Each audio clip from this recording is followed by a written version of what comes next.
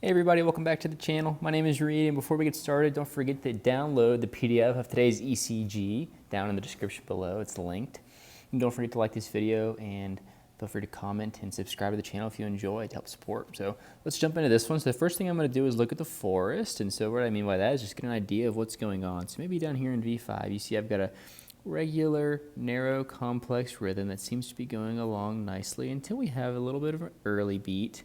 And you see the normal rhythm continues, and then we have another early beat, right? And so a couple early beats that are narrow complex, starting to kind of work through what we think is going on.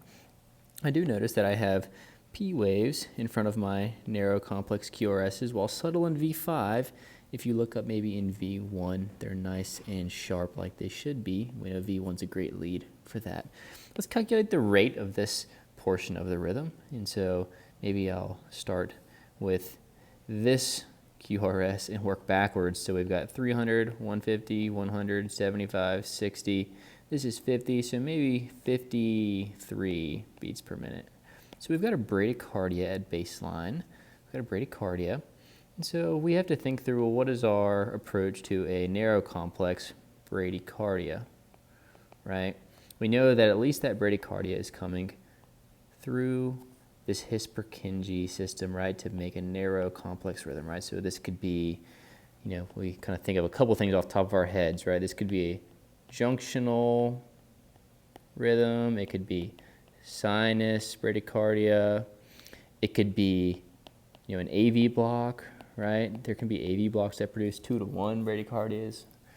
So it's kind of our initial differential here. But we said that we did have these P waves, and so let's evaluate them. The P waves appear upright in lead 1, and they appear upright in AVF, so these are coming likely from the sinus node itself.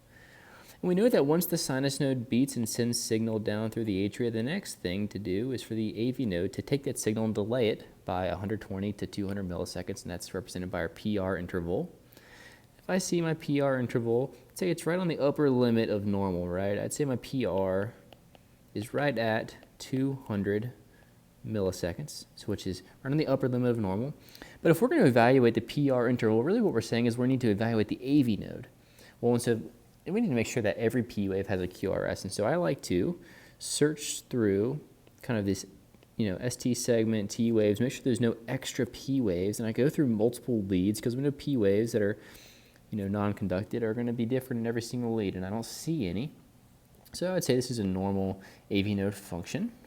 Next thing we're going to do is we're going to evaluate our QRS complex. And so we said that it was narrow, right? My QRS duration, QRS is less than 120 milliseconds.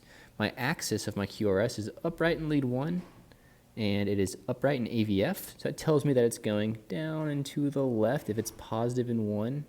And positive in AVF, right? So we kind of corner it into down to the left, so that's normal axis. I've also got normal R wave progression, small R waves that build and transition to become dominant within V3 or V4. In this case, it's V3, so it's normal R wave transition as we wrap around to kind of the lateral leads, right? And get positive R waves here in our lateral leads. And then the last thing we're going to do, kind of with this ventricular repolarization with our QT interval, and so you can measure your QT interval. I like to kind of just eyeball it. We'll take QRS here, midway point right around there. We notice our T wave is ended by that point. So eyeballing it, my QT looks okay. We're also going to look for pathological Q waves and ST and T wave changes throughout. Pathological Q waves tell us about previous MIs, ST and T elevation, ST elevation depression, T wave inversions can tell us about any active or very recent ischemia infarction. I don't really see evidence of that. So, alrighty, now we need to turn our attention to these early beats that we said they came early. They're narrow complex beats, and the QRS resembles that of the normal QRS. And so that tells me, if both of those QRSs look the same, that this is being conducted likely from the AV node down through the His-Purkinje system, like this ECG has already demonstrated that it does.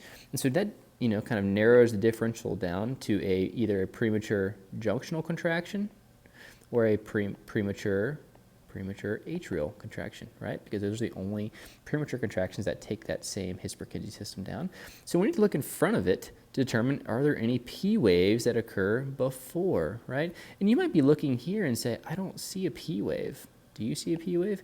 But that's one lead, right? I like lead V1 personally because look at the T waves on lead V1. They're nice and flat. They're usually not incredibly overwhelming, but we've got sharp atrial activity. And so let's zoom in on our early beat here. And if you look at this sharp deflection. That's a P wave. And if you look over at the next one, you see the same thing, a sharp deflection, right? So we have evidence of a premature atrial contraction, right? So this is not a premature junctional contraction.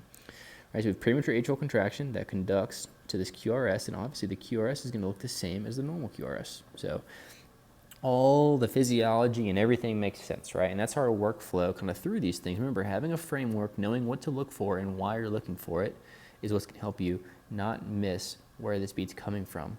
And it matters, right? This person might have a history of palpitations and they have this premature atrial contraction that might represent a focus within the atria that could fire off and cause them to have an atrial tachycardia, right? Even though this is a pretty simple rhythm, the details matter, okay? So let's put this all together, and what do we have? We have a sinus bradycardia at a rate of 53 beats per minute with 2 premature atrial contractions. So hope this helps. Don't forget to subscribe to the channel if you enjoy this content, and yeah, thank you so much for watching the video. I hope you enjoyed it, and we'll see you on the next ECG video. Have a great rest of your day.